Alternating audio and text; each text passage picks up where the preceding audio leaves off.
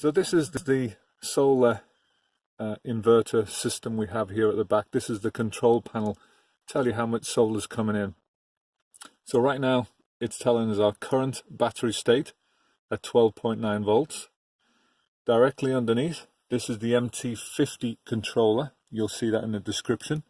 When you press on it, it's going to tell you a few things. It's going to tell you that solar's coming in. It's going to tell you the state of the battery. And it's going to tell you how much solar is coming in. Obviously, we haven't got very much coming in right now. We're sitting right underneath a big tree and it's not very bright outside, but that would tell you how much solar is coming in. This is the MPPT charge controller. This is the whole box right here. This is just a remote that you can place somewhere, easy access to see. Then all the cables here at the bottom, everything comes out down the side and goes straight to the batteries at the back of here, which we saw before.